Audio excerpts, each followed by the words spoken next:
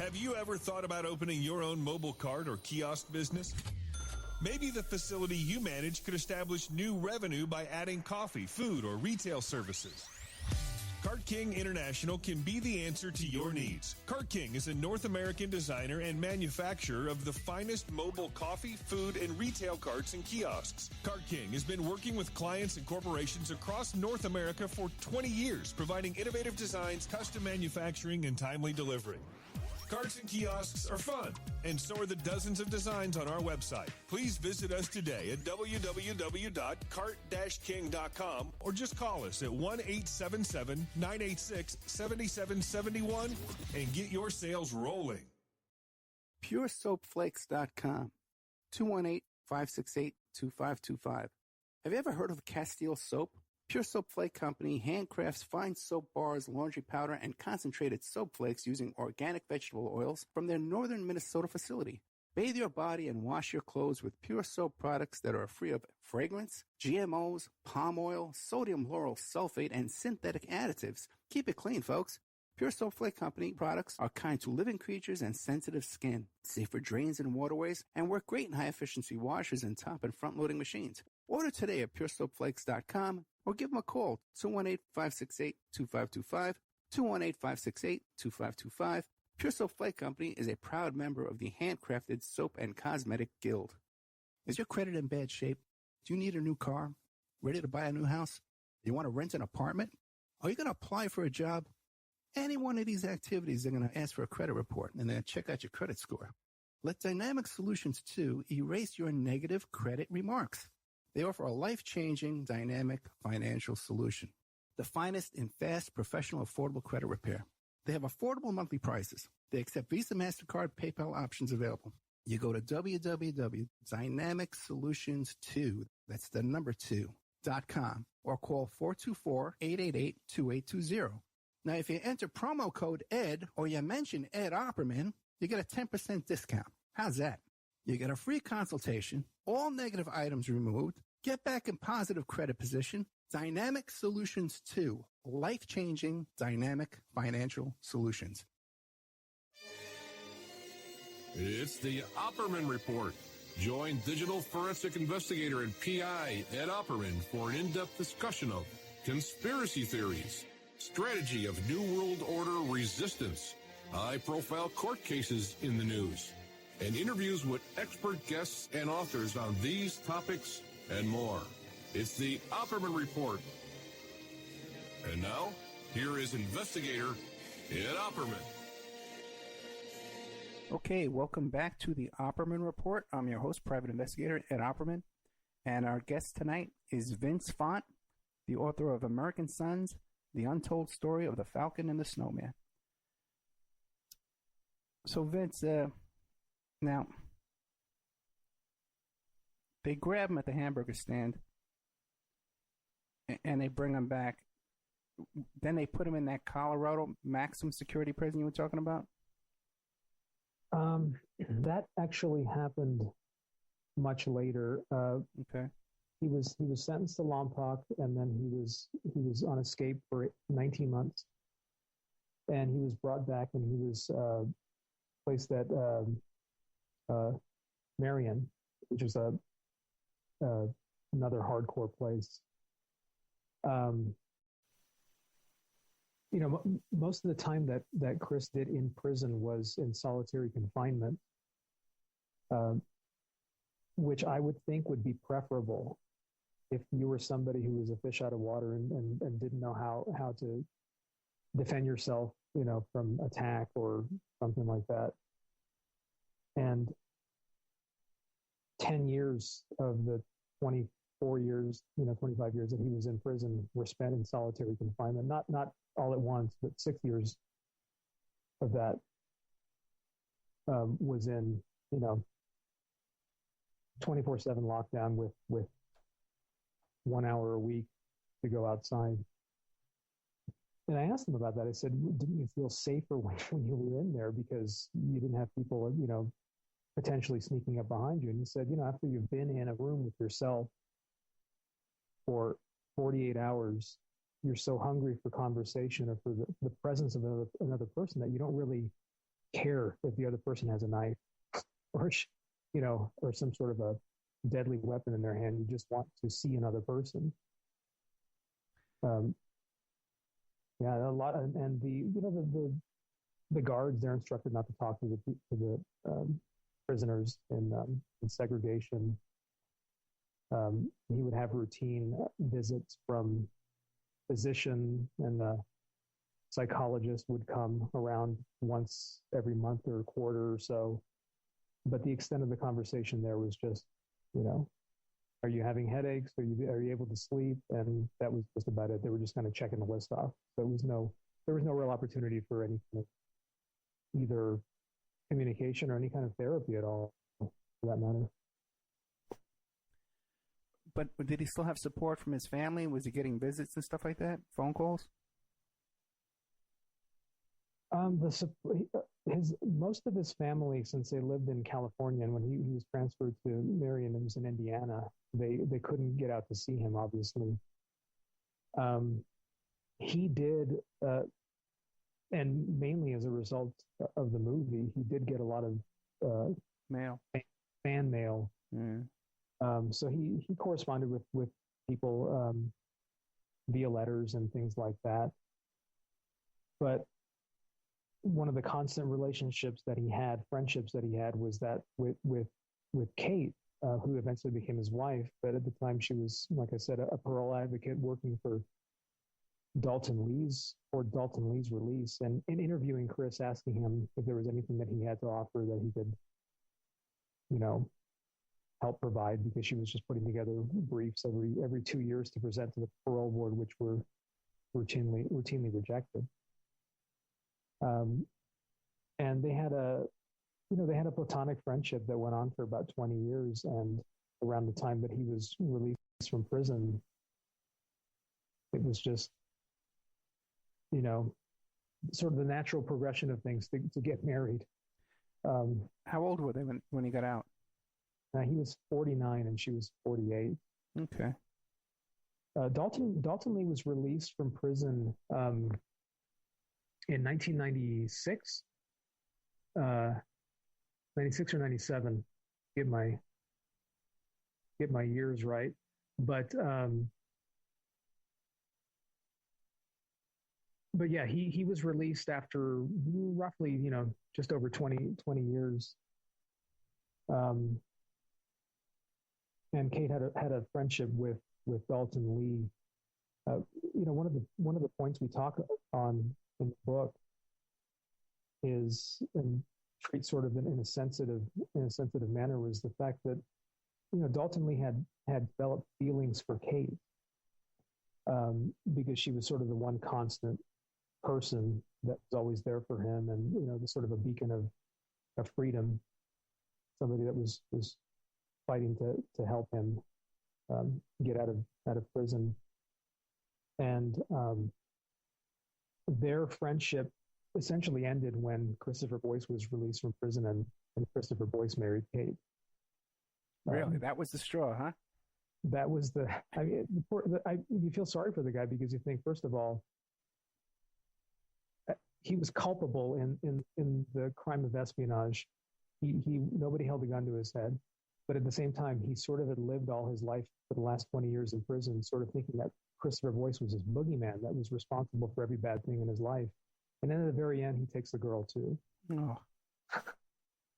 But from the movie, it looks like Daulton was the screw up that caused everything to fall apart. I think that he became greedy, and I think that probably the drugs didn't help any. And he made some stupid decisions that led to their arrest. But I think that they would have been caught eventually anyway. But yeah, the one person who knows Daulton Lee the best, besides Chris, from having grown up with the guy, is Cait Boyce. And she has a big problem with the way Sean Penn portrayed him on screen. First of all, he didn't have a little pencil mustache. He had a nice, big, thick, Tom Selleck mustache. And he wasn't as, according to her, he wasn't as whiny as he was portrayed in the movie. Sean Penn really stole the show with that performance, but it wasn't necessarily an accurate portrayal of the real man, any more than Timothy Hutton's portrayal was not really a portrayal of Christopher Boyce. When you get to know Christopher Boyce, he's actually a very light-hearted person, which is surprising. Timothy Hutton portrayed him as a very dark and stoic and serious person. But that was obviously the actor's choices. Amazing. Okay, there's something in here about something about watching 3 Days of the Condor. Oh man, yeah. When I was researching the book and just interviewing Chris, and he told me that I should watch the movie 3 Days of the Condor with Robert Redford, which came out in 1975 or so, and this was right in the middle of when he worked at DRW and he was in the midst of selling secrets to the Soviets. When I started watching the movie, I became convinced that this was the movie that inspired Christopher Boyce to do what he did, because it was a really romantical sort of, CIA coming after you type thing. It was Robert Redford portrayed a guy who worked as a telex operator in this small, I think it was like a publishing company or something, but he was running the little communications machine. And one day he shows up to work and comes back from lunch, and all of his workmates have been assassinated by CIA agents or something like that, and then they're hot on his trail. But the similarities to the character, especially with the type of job that he had, were so striking that I thought, was this the movie that maybe tripped something in his head? I thought, because at some point you have to think that he thought that being a quote unquote spy, especially at that age, was something of a romantic notion that he learned later on or soon enough that wasn't the case. But when I asked him about it, he said, no. He said, I went to see the movie with my girlfriend during the time that we were already involved in selling secrets to the Russians. Yet the similarities in character were so eerie to him that he left the movie theater almost convinced that somebody had made that movie, under the pretext of freaking him out. With the Sunrise So message, he left the theater kind of looking over his shoulder. But it's a fascinating movie. You should watch it. Oh, 3 Days of the Condor. Are you kidding me? I've seen it a bunch of times. I love that movie. Oh, yeah. Oh, yeah. I had never seen it until a couple of years ago, and I was fairly blown away. I actually saw it with my dad when I was a kid, back when it first came out, the movies. Yeah. Yeah. Classic record. But, yeah. One of the things that a lot of people that I wanted to mention was that we speak about in depth in the book was the subject of damage assessment with regards to the reason why Chris and Daulton were eventually released from prison. The parole board continually would come back with their rejections and say, these are the reasons why we think that this individual shouldn't be released from prison. And they had not conducted a fair damage assessment on what the actual damages had been to the United States government as a result of them selling these secrets to the Soviet Union. So Cait went about trying to find out, and she said, well, at the time the Soviet Union had collapsed, so there was no such thing anymore as the KGB. It was now the FSB, which is really, I think, semantics. But she reached out to the KGB headquarters in Moscow had become a museum in the meantime. And she made contact with somebody there and asked, I would like to find out if there were any records, any KGB records on Christopher Boyce and Andrew Daulton Lee to indicate, the level of damage or that they may have caused the United States, because she was looking, for that information, and they essentially revealed to her that they had no record of either man because they were never really considered valuable assets to the Soviet Union. And that was one of the things that played a big part in them being successfully paroled, was having the actual KGB, former KGB, saying, there was really not much harm done to your country because of the fact that the information they passed to them was not worth as much as they had thought it was. Yeah, there was nothing significant, you're trying to say. Yeah, I mean, that doesn't take away the intent, obviously. And like I said, I'm a friend of, I consider myself a friend of Chris's, but I'm not an apologist for what he did. I think that he went to prison as he should have. And there are a lot of people who say, he should rot in prison. He shouldn't be a free man. But I always say, well, he did rot in prison for, 25 years. And that sort of gets into the whole question about rehabilitation and whether or not people being sent to prison, are they there really to be rehabilitated, or are they there as a punitive sort of thing to be punished? Well, now you have so many people in prison just for the profit motive. Big business. It's become such a huge business. Yeah, we have a friend of our show here, Reverend Edward Pinkney, who's 66 years old, and he's doing 7 years in prison right now. Right now, as we sit here tonight, he's sitting in a very serious prison. They just moved him further away from his friends and family, and the crime he was convicted for and put in prison for 7 years was he was trying to recall the mayor in Michigan. No, he was trying to recall the mayor, and there's 4 signatures on a petition that aren't quite kosher according to the opinion of the judge. And it gave him 7 years in prison. He's sitting there right now tonight. So, wow. I know. And I listen, I don't know about you guys, but I've met guys. I've had to go to prisons and interview witnesses and stuff like that. And I've been in jails all over the place. And I can't stop thinking that right now tonight, that guy I talked to, he's there right now tonight, I get to walk out and forget the whole thing like it never happened. But, these are people, they made a mistake in their life. Now they're rotting away. And it's no joke. And the conditions are horrible. We just had on George Christie, former head of the Hells Angels, was just on our show. And he's another guy in his 60s, just got out of prison. So now, how was Chris? The experience of knowing Chris and Cait and hearing his story has really kind of transformed a lot of my beliefs. I don't believe that what he did was right or altruistic or anything like that. I can understand sort of why he did it. I would never have done that myself, obviously.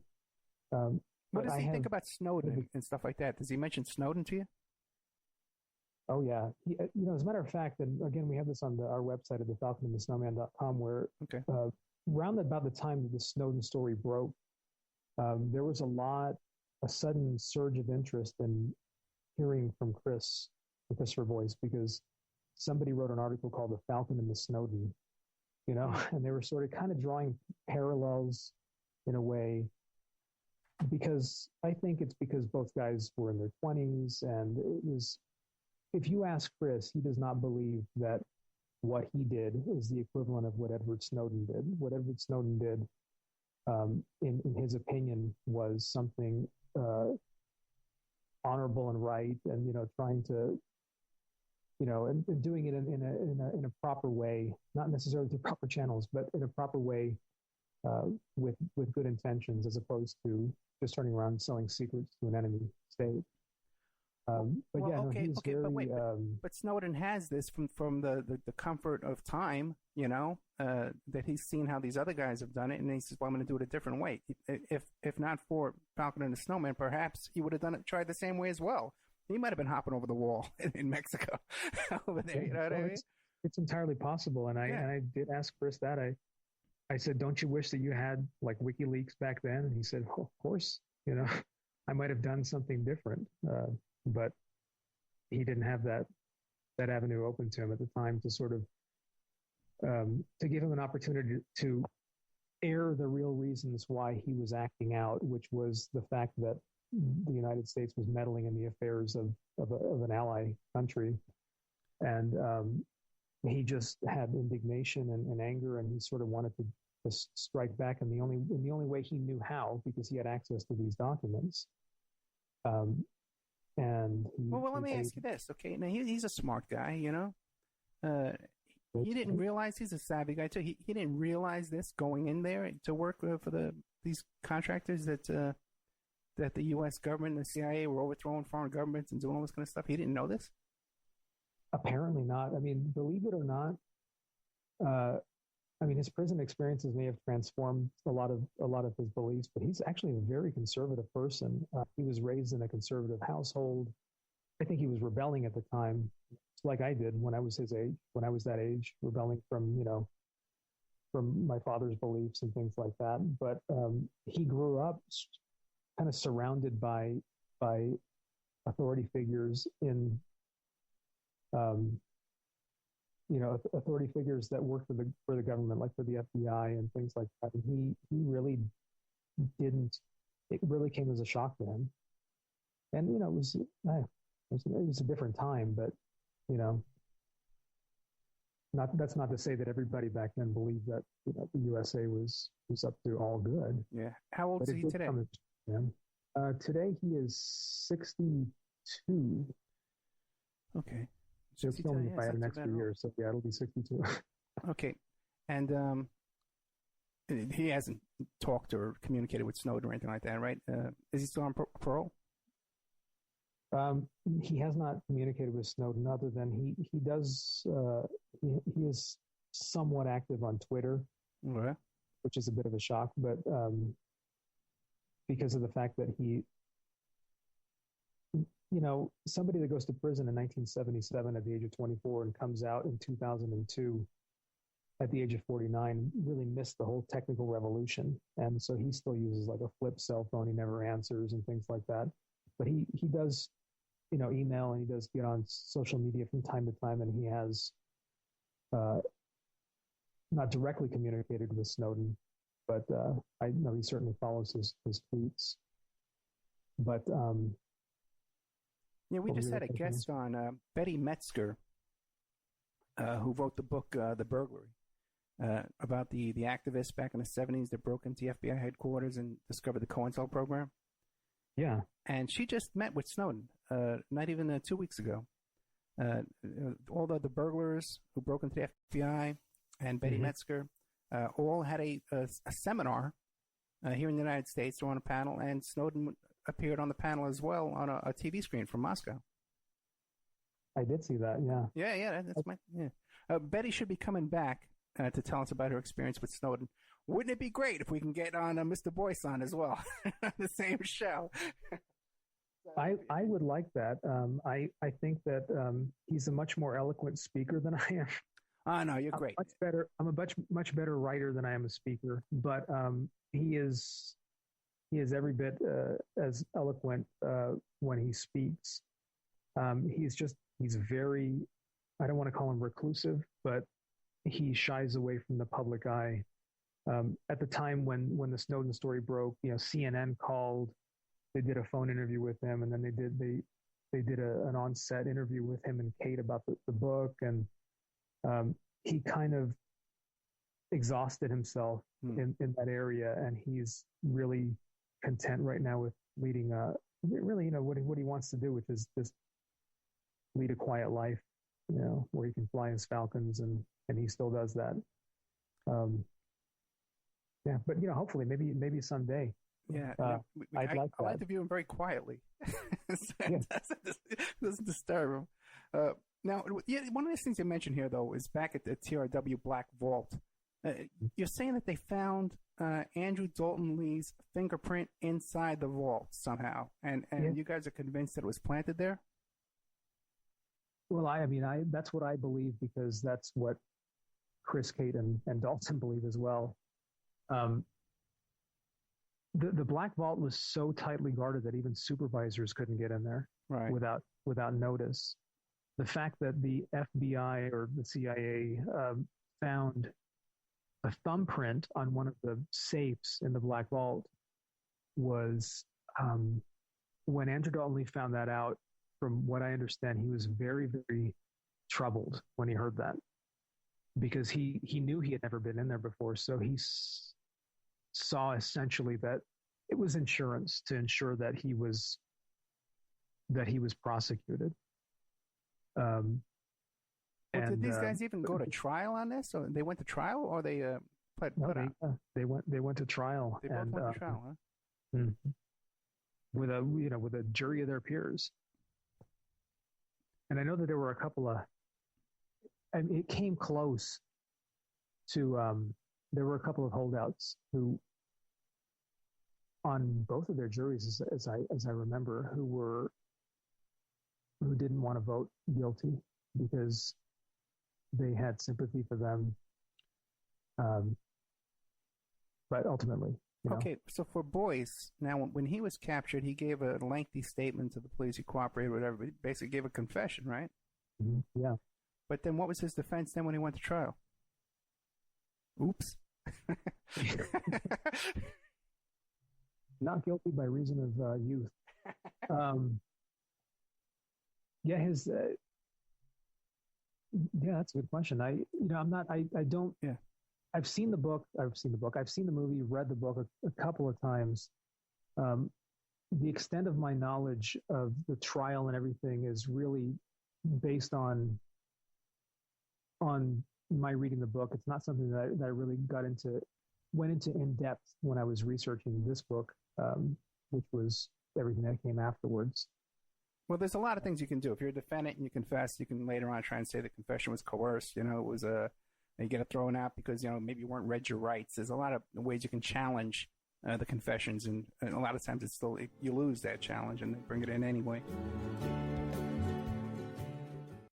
Are you ready to change your life but don't know how to start? Is your stress and worries keeping you awake at night? Have you been battling grief, anxiety, or depression all alone? Have you lost touch with your own sense of being or spirituality? Soul Free Therapies offers professional and affordable live video streaming counseling and coaching services from the comfort of your own home. Sessions offered in English, Spanish, and Portuguese. Go to our website at www.soul-free.com and book your first session today. It's the Opperman Report. And now, here is investigator Ed Opperman. Well, there's a lot of things you can do. If you're a defendant and you confess, you can later on try and say the confession was coerced. It was you get it thrown out because, maybe you weren't read your rights. There's a lot of ways you can challenge the confessions, and a lot of times you lose that challenge and they bring it in anyway. And I don't remember hearing anything about either of those scenarios. I mean, other than the fact that maybe they were contesting some of the charges or something. I'm not quite. Okay, and so, but both guys say that it's impossible for Daulton because he was never in that vault. Right. Yeah. And if you ask Chris, he just sort of shrugs his shoulders and said, "Well, yeah, they planted it. Obviously, they knew that he was guilty, that we were guilty, and they were just,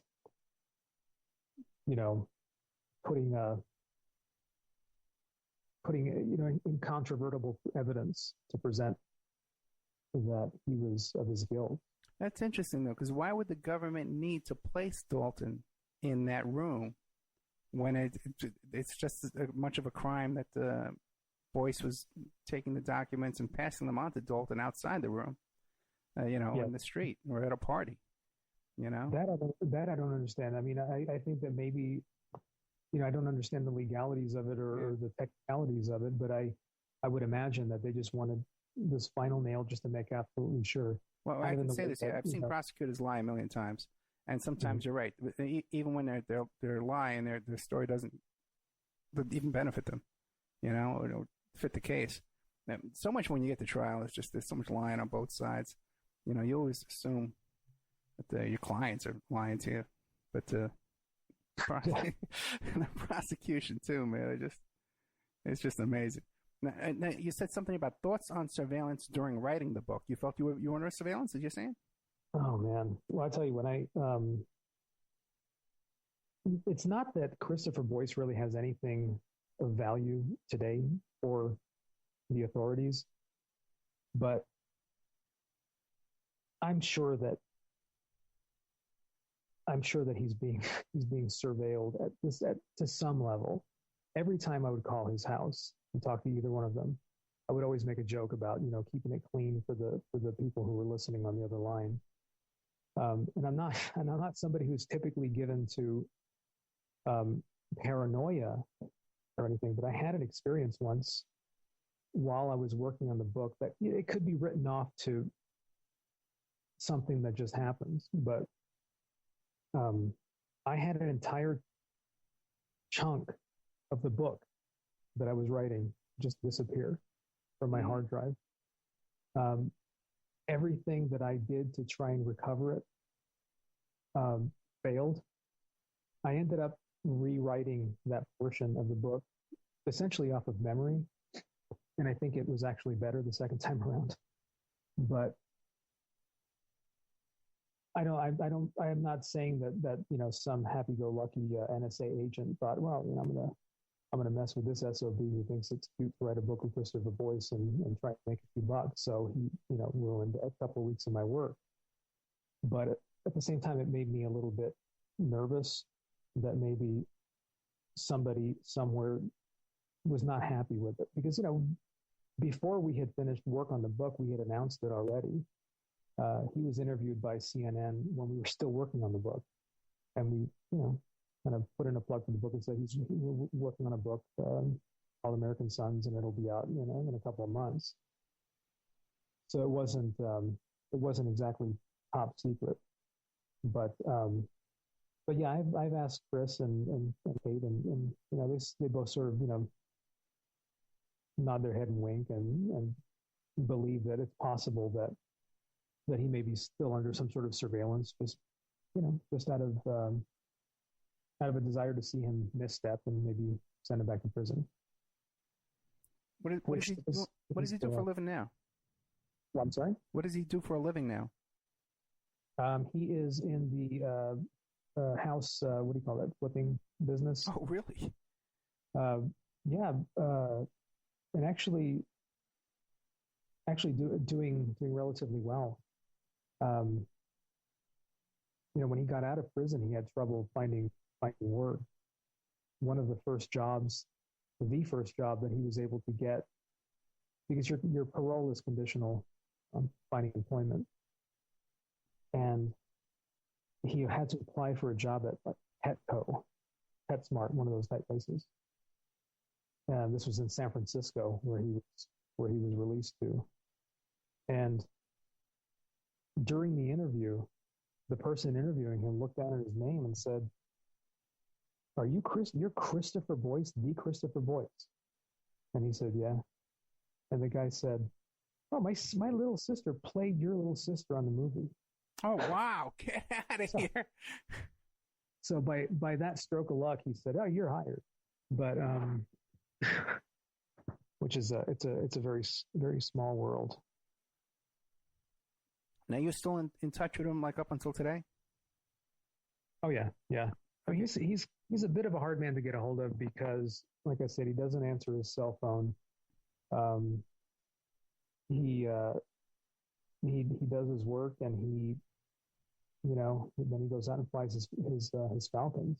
And I've had the opportunity to go out with him. It's a really interesting sport. I don't know if it's something that I could get into, but it's more of it strikes me as more of a religion than an actual hobby, because there's so much work involved as far as training the birds and keeping them and feeding them and being very patient with them. I don't think I would have that level of patience, but it's the one place where he is able to find real solace, I think, because it's the one constant that's remained, that ties him to his youth before everything went bad in his life.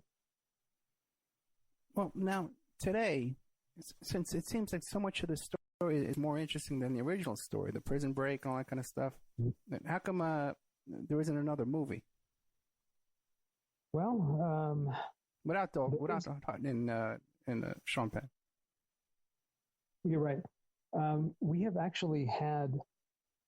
had inquiries, but we have not had, anything inked.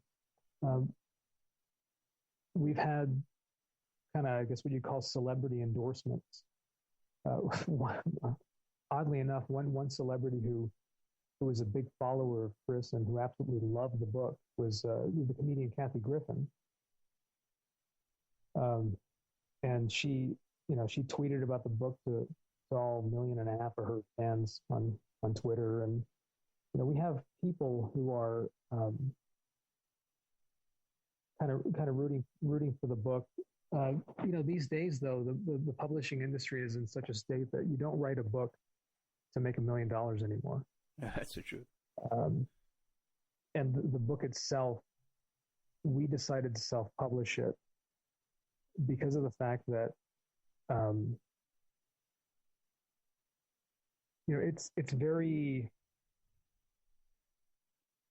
it's not written in a traditional memoir manner.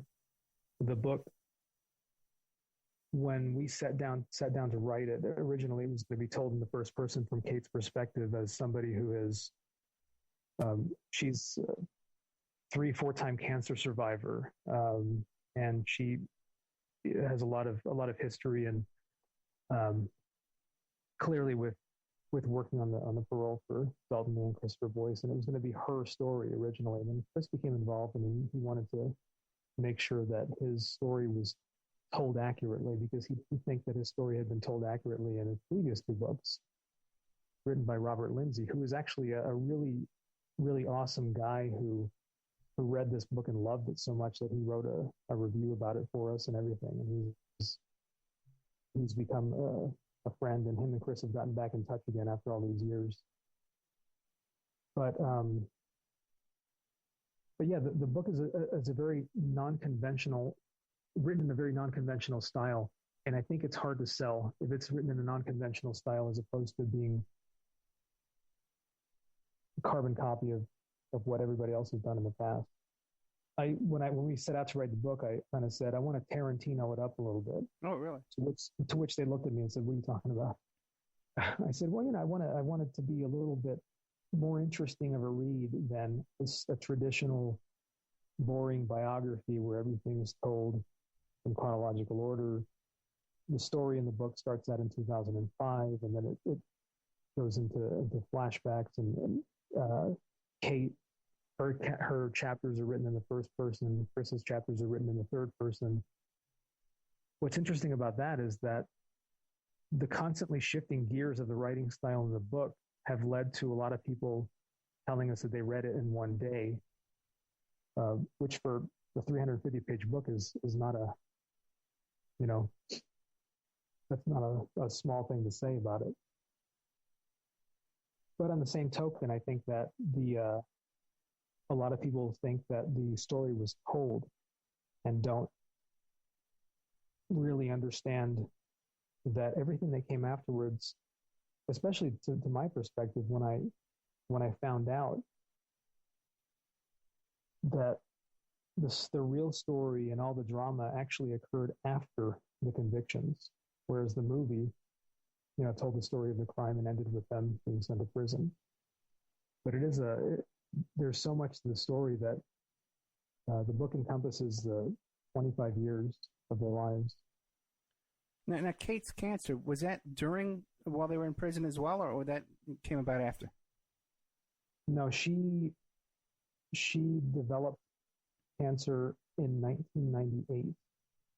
At that time, Daulton Lee's parole was secured. He was set to be released, and she was set to represent Christopher Boyce at a parole hearing. And she was in the midst of working on all these papers, in addition to her day job as a paralegal. She actually put off getting treatment for cancer because she wanted to work on Chris's parole brief. which he protested. He told her several occasions, you need to take care of yourself. I'll still be here in a couple of years. You may not be here in a couple of years. You need to take care of yourself. And she said no, which I think was evidence at that point that there was more feeling involved. There was more feelings between them than just a friendship or a client and a parole rep. But she did successfully undergo surgery and treatments and had a couple of recurrences afterwards. And to this day, she's still kicking. She's in remission right now. Okay. But now, they're saying that there was no romance at all while he was in prison? No, I mean, other than... Just a friendship. Yeah, other than what I believe to have been something of a mutual attraction, there was no, conjugal visits or anything like that. It was really just a friendship. To hear her talk, it's funny because she is completely against women who marry criminals who are in prison. Recently had the 18-year-old girl who wanted to marry Charles Manson and right. Things like that. She's not somebody who would ever do anything like that, and she feels strongly against that. So I think she guarded herself from those things. Clearly, he was, he had nothing to lose. He was in prison, so I'm sure he had, his feelings that he was just experiencing. But she had, relationships, during the time that she knew both men and the time she was representing them. And I think that probably the last thing on her mind was that she would ever get married to Christopher Boyce, but that's actually what happened. And, it's worked out well for them. Okay. And you said here in the notes too, that, while he was awaiting parole release, he wrote an article criticizing the prison system, and they threw him in solitary confinement for that. Yeah, that's how he ended up in ADX Florence in Colorado with the Unabomber and was it Terry Nichols. After his Senate subcommittee testimony, a couple of the senators that were really moved by his story petitioned for him to get sent to a state prison, to get out of federal prison and to get into a state prison where he could get an education. And he got a college degree when he was in Oak Park Heights prison in Minnesota. And while he was there, he was approached by the local newspaper, the Minneapolis Star Tribune, and they asked him if he'd be willing to write a series of articles about life in prison. Because, by then the movie had come out and he was more well known.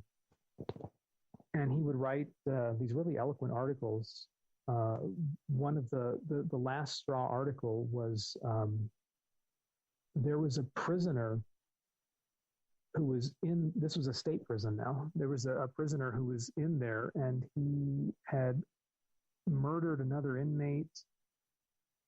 And he was, according to Chris, he was left to remain in general population. And that sort of really kind of offended his sensibilities, because it reminded him a lot of the first prison that he had been in the early 80s, the gladiator school type scenario in Lompoc. So he wrote this article that was critical of that particular prison. And essentially, the minute that was published, the warden said, I'm done with you. I don't want you here in my prison anymore. And he eventually got transferred back into the federal system. At this point, he'd already been given a parole date. So his last couple of years prior to being paroled were spent in a maximum security prison with, like I said, he actually, he didn't communicate with the Unabomber, but he saw Kaczynski and he saw all these other people that were held there with him. For the last year of his sentence before he was released, he was finally transferred to a prison in Oregon. And that was sort of a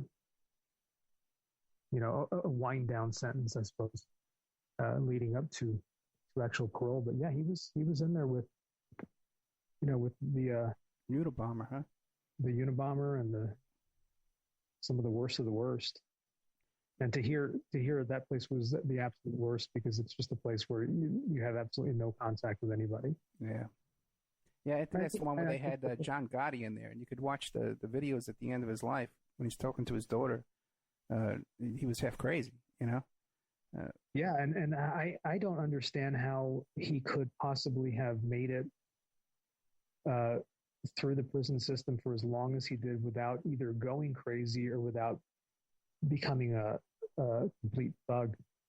I think that speaks quite a bit to his character and the fact that, you know, the crime he committed when he was younger was something that really was, you know, something that he greatly regretted having done. And, you know, if he hadn't made that misstep, he probably would have been, you know, like a history teacher or something like that, just leading a normal, quiet life somewhere. Yeah, well, we've had, like I said before, we've had other guests that have done, 20 years. We had Ramona Africa, who was from the group Move. And, they burned her alive practically and then shot at her when she was trying to escape and gave her 15 years. And then we had Lorenzo Kumbawa Irvin, one of the Black Panthers, who hijacked a plane. And he got 2 life sentences. He got out after, I think it was 15 years, 20 years. And these are all guys, they're still activists. They're still, very intelligent people, very kind, loving people, as a matter of fact, So there is hope after prison. And these are people, too, that were kept in solitary and all kinds of abusive conditions while they're in prison. George Christie as well, he went through it. And a very likable guy now. Talking to another, go ahead, I'm sorry. Yeah, I was going to say that's, and that's not something that, like I said, never having been exposed to anybody that's been in prison or anything like that. It was really an eye opener for me. From what I hear, Andrew Daulton Lee is also somebody who's stayed out of trouble ever since he was released from prison. Like I said, these guys were in their early 20s when they did this, and although I wasn't that kind of hellraiser when I was in my early 20s, I know that there were some people who were just susceptible to going off in the wrong direction. Yeah, that's what I hear. Let me ask this about Daulton Lee, though. What is he doing now? I don't know. There's not any communication between Daulton Lee and Christopher Boyce, although I do think that Chris wouldn't mind seeing Daulton again because, he has no hard feelings. I think Daulton Lee still has hard feelings. But we don't know what he does for a living or anything like that? No. Have you tried to locate him? No, because I don't think he wants to be located, and I wouldn't want to pursue him in that way. Okay. And he didn't do any media or anything after your book came out? No, he executed like the perfect exit from prison that nobody knew that he had been released from prison. I mean, there's not even any newspaper articles if you search that discuss his release, other than the fact that you can find the occasional Sean Penn interview or article about Sean Penn that says that he hired him as a personal assistant after he was released. But aside from that, there was really no press whatsoever. He just wanted to be released from prison and left alone. Very interesting. Okay, so what do you think, Vince? Is there anything we left out of the story tonight that I forgot to ask you? Nothing. I mean, the fact of the matter is that I think the interview has kind of been a little bit scattered, but it's also scattered in a similar way that the book is laid out, because the story goes from one crazy place to another, and it's really it's a tough story to tell in a chronological manner. But yeah, I mean, the book itself has received nothing but excellent reviews. We got one-star review from somebody who said it was a well-written book, but they couldn't stand that Christopher Boyce was freed from prison. So they gave it a 1-star review. But other than that,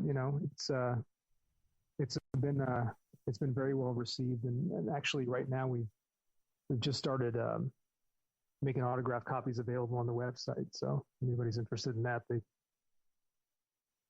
head over to falconandthesnowman.com, thefalconandthesnowman.com, which I was kind of shocked was available as a URL when I bought it, but that's the official website. Yeah, that's true. You think somebody would have picked that up? Okay, now what about real quick these other books that you've written? Give us a little brief description of them. Oh, I'm not a guy who ever thought I would ever write a nonfiction book. My main love has always been kind of the Rod Serling Twilight Zone type short stories, and I got a couple of things on Amazon that are quite different from American Sons, but it might be something of interest to people, especially heading into the Halloween season. Okay. All right, so we got a link to those books too. What are the names of those two, Vince? I have a black comedy horror book called Gnome Way Out, and I got a short story called Night Visit on there, and more to come soon. Okay, great. And then we have links to those books on the Opperman Report blogspot.com. Mr. Vince Font, thank you so much for coming on. Thank you, Ed. It was my pleasure, and I appreciate you taking the time and entertaining me this evening. No, this is a great story, and I'm really glad I had you on because I didn't know about half of this story. I didn't know anything about the bank robberies. I didn't know anything about the prison escape. You know, I watched it. I said, yeah, I'll do some research on the story. I'll watch the movie, you know. And there was so much. So I really suggest people to pick up your book there, The American Sons, The Untold Story of the Falcon and the Snowman, and get filled in on some of this other information. Really, the iconic historical story and event and a great movie. So thank you so much for coming on. Thank you again. Okay, good night. Good night. Okay, so then we had Vince Font, the author of American Sons, The Untold Story of the Falcon and the Snowman. Really great. I appreciate you coming on, Vince. What we're going to do now is, let me think, because all the timing's all screwed up. I got to end the show. I got to say goodnight over to PSN. Good night, guys. Thanks for having us. I'm sorry about the screw up at the beginning of the show. Good night over there. I got to go over here, and I got to shut off PSN. Okay. Good night, PSN. Wait, is that PSN? I got to double check. I want to shut off the wrong station. Okay, that is PSN. Good night, PSN. Good night. Thanks, Angel. Good night. Okay, now in the after show, hopefully, I'm hoping to get a phone call from what's his name, Jim Farrell from the Bernie Sanders campaign manager for the state of Nevada. I'm hoping he'll call in. I'm going to be talking about Bernie Sanders. If Jeff and Deborah want to call in and heckle me about Bernie Sanders, you're welcome to call in 702-605-4894. If Broly, my chat room heckler tonight, wants to call in and complain about our guest tonight, about the topic tonight and all this stuff, you can call in if you want, 702-605-4894. I got some kind of funny stories to tell you about Mark Harris. Check out the Spreaker and the iHeart and the YouTube channel because I did an interview with Mark Harris, who used to be a frequent guest on Howard Stern, and he wrote that song, I'm a gay papa. Okay. And so I made the mistake of getting into a little. By the way, he's a great big Trump supporter right now. So I did about an hour and a half with him. It was supposed to be 1 hour, keep it nice and neat. But he just goes on with these stories about having a knife pulled on him and fighting over prescription drugs. And anyway, he's a Trump supporter now. And what do you call it? Trump actually knows all about us now. Forget it. Okay? Because there's a whole thing going on. I'll get into all of it after we get into the after show. So let's see if I can pull all this off here because the timing is all screwed up because of the way we had to do this tonight. Okay, I'm going to play a commercial here for Awake. See you guys in 3 minutes. And then I'm going to stop, guys who are listening in on Spreaker. I'm going to reboot Spreaker, and then we're going to start the after show. So good night, everybody. Thank you so much.